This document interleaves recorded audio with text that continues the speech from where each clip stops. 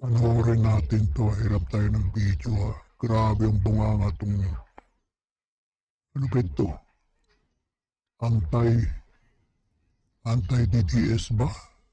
Anti-Duterte? Dapat 'to makulong 'tong hayop na kasi panoorin natin muna. Kasi sige, may opinion sila, okay lang 'yan. Pero may nag-send kasi sa akin ito at talaga namang pagulago lantang talaga. Iba na yung level nila, grabe. Iba na talaga. O panoorin niyo 'to. Tangina mo talaga, Sara Duterte. Ano naman tong kumakalat na balita? Lahat na lang pinarir mo. Siguro naman kilala niyo 'to, no? This is Wala, hindi ko kilala yung hayop na kupal na yan. Grabe ang bunganga. Sana makulong 'tong hayop na 'to. Sigurado iiyak-yak 'tong kupal na ito. I think Alicia. Alicia yata ang tawag dito. Hindi ko kasi sila pinapanood kaya hindi ko talaga alam. Oh, tangina ba naman mga minamahal? Gagi, nagpapaulan ng mura ha. Imagine nai-issue ka na sa pagnanakaw. Kaya ka nga nai-impeach. Nai-issue ka pa sa panggagancho, pagta-travel, gamit ang pondo ng bayan. Okay lang yan kasi nai-issue naman talaga si VP Sara sa mga ganyan. Okay? Pero until now, hindi pa naman napapatunayan. Ano? So, issue pa rin. Okay. Meron ka pang tinatawag na tukhang-tukhang. Ngayon, ano tong kumakalat na issue? Kaya ka pala May kumakalat daw na issue. pumupunta sa ibang bansa kasi nagpalaglag ka ng bata? Wow. Kaya daw pumupunta sa ibang bansa kasi nagpalaglag ng bata. Grabe itong bunganga na itong hayop. Sinungaling talaga. Makulong ka sana hayop ang uginam ka talaga. Medyo mabigat-bigat to. Mare, medyo mabigat-bigat to. Guys, nakikiusap lang ako ha. Pwede bang pa-viral natin itong video na to? Pag-share? At umabot sana. Umabot sana sa kampo ni Bibi Sara at umabot sana sa NBI. Sana nga umabot nga Hayop yung bunganga nito po. Inam talaga. Grabe ang bunganga. Grabe ang fake news. Hayop talaga. Kasi tinatarantado nila dito yung second highest elected official. Ano sabi ng NBI?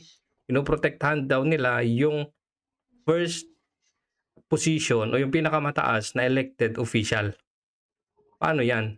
Hindi lang naman ang NBI ay NBI ng Pangulo. NBI yan ng bawat Pilipino. So medyo sige, ipakita nyo nga NBI na hindi kayo bias. NBI? Wala. Bendalo yan. Kaya itong babae na itong malakas ang loob to eh. Mukhang may kapit yung hayop nito eh. Wala yan. NBI. Parang si ano yan. Si Boeing Bendalo yan. Walang pagdating sa mga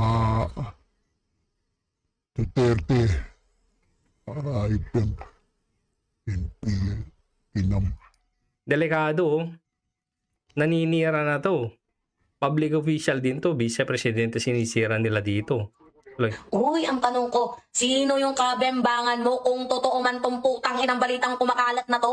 Kung totoo man itong balitang kumalat. Sino kaya yung nagpakalat? Tignan natin mamaya. And totoo nga naman yung sinasabi, di ba, na Totoo daw yung sinasabi na ano. katawan mo, pipiliin mo kung ano yung gusto mo. Correct. Pero ito yung ito yung pinaka So anong problema mo ngayon? Kung totoo man. napakagagong ginawa mo. Oh. Ginawa Napakagagong ginawa mo. So sinasabi mo dito na ginawa na niya. Hindi na yung ayon sa balita ha. Maliwanag naman. Ipinapahid na niya sa kanya. mo yan. Oo. Sinarapan ninyo yung mga gabi ng lagim. Tapos nung may nabuo na, anong kasalanan ng sanggol para ipa-abort mo? Wow. Grabe, fake news talaga itong hayop nito. Makulong ka sana ng hayop ang inam mo talaga o inam ka. Makulong ka sana. Grabe, ang bigat nito guys. Grabe, hindi ko alam kung paano ako magre-react dito eh. Tingnan nyo naman yan, oh. Kung totoo man. Uy, may tinuturo siya dyan. May basehan siya. Yan daw yung nagpapakalat ng balita. Aalamin natin kung sino yan. Kung totoo.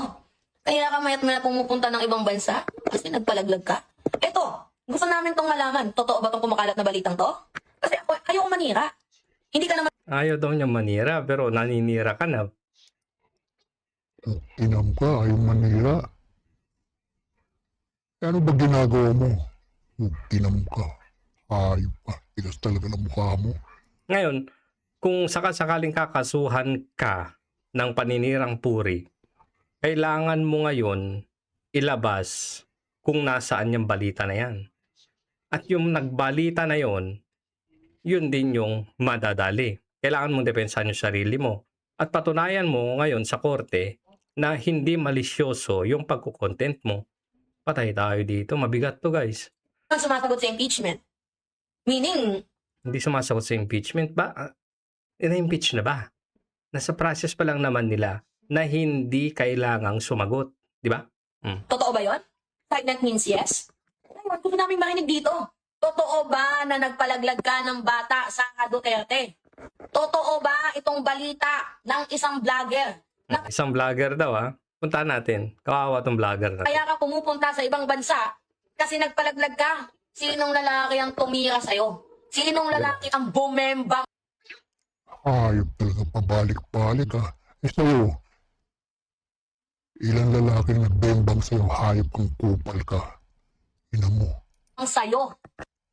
Tinatanong sino lalaki ang bumembang sa'yo. Ibig sabihin may insinuation ka na may iba kasi may asawang tao si Bibi Sara eh, di ba? Kailangan mo pang itanong, ibig sabihin, meron bang iba? Yun ba yung gusto mong sabihin? Putang ina ka talaga?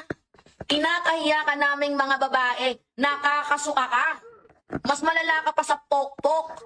Wow, mas malala pa sa pokpok. Grabe to, ha? Grabe to, guys. Kung sa bagay, sabi mo nga ikaw yung presidente ng impyerno. Talaga nga namang pinanindigan mo. Well, see you. Okay. Ngayon, di ba meron siya tinuturo kanina dahil dito kasi hindi natin nakita nakat. So, naghanap ako ngayon ng ibang video. At ito, tingnan natin kung, hindi ko pa ito napanood, yung mga ano lang, yung mga hanggang doon lang sa ano, sa pinakita niya kung sinong vlogger yung basis nila. So, panoorin natin, tingnan nga natin kung pareho sila ng context o paano nila i-deliver yung balita. Deliberate kaya ito? Grupo kaya sila? Tingnan nga natin. Tangina, patulog ka na lang pero may Gagi, umpisa ba lang, may pagmumura na pareho. nakalap ka pang good news, no? Hmm. Tangina, may nilabas na naman si vlogger na si Baliko. Ito Eto, tignan daw- nyo guys ha, nasa Sandali. taas. Ito daw si Baday na Waray. O, eto daw. Eto daw, mamaya papakita ko sa inyo kung sino yan kasi nahanap ko. Okay? Siya daw yung nagpakalat. O, okay? Delikado kang vlogger ka. Sabi, panay punta pala Sana makulong kayo, hayop kayo. Alam niyo, fake news, walang ebidensya. O, inam talaga kayo. Grabe ang bunganga niyo. ng ibang bansa itong si Sara Duterte nyo kasi nagpalaglag. Okay. Kung hindi Grabe, kailangan nyo patunayan yan ngayon pag nakarating to sa kampo ni Bibi Sara. Dali din kayo kasi sabi nga nung dun sa NBI, di ba, yung mga nag-share daw ng mga videos nung Sabio na na-wiretap, di umano, kinasuhan din or maaaring makasuhan din. E di, maaari din kayo makasuhan nito kasi nagpakalat din kayo. ka ba naman, ay nako talaga. Mm. Akala ko ba kasalanan yung magpalaglag ng bata? Di ba? Parehong-pareho doon kay Alicia. Sana makulong dito ang hayop na ito. Kupal na ito. Inam. Oh. Nakailang bembang sa iyong lalaki rin. Hayop kang kupal ka. Pareho. Putang ina, wala ka palang sinasanto. Mamamatay tao ka na nga, magnanakaw ka pa. Parehong-pareho, guys. Iisa script nito. Iisa script, halatang halata. Tang ina, nagpalaglag ka pa ng bata. Kanino ba yan? See? Ayaw mo ba malaman kung kaninong anak yung dinadala mo na pinalaglag mo? Wow, ah. Grabe itong mga binibitawan nila, grabe. Well, sa bagay, may kanya-kanya naman tayong choices, no? Pero O, di ba? Di ba? Doon din yung sabi ni Alicia. Katawan mo yan, choice mo yan. Ganyan din, iniba lang ng konti. Pero ang sama pa rin, 'di ba? Ang sama na nagpalaglag Huwag mong sabihin ikinakahiya mo din na bilang babae, kinakahiya mo siya. ka ng bata. Alam ba 'yan ng asawa mo? Grabe talaga. Baka mamaya yung pinalaglag mo dyan sa bata na yan, pera din ng taong bayan, ha? Wow, grabe ha. Kasi 'di ba nagta-travel ka tapos sinasabi, di umano, yung ginagamit mong pera, tax yun ng taong bayan, hayop. Gagi, parehong-pareho talaga. Halatang halata. Grabe, sana makasuhan tong dalawang hayop nito. Pati yung pinakaano eh. Pasimuno ng fake news eh. Ha?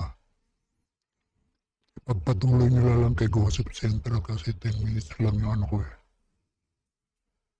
Video natin. Mag-like and share po tayo kay Gossip Central. Babu!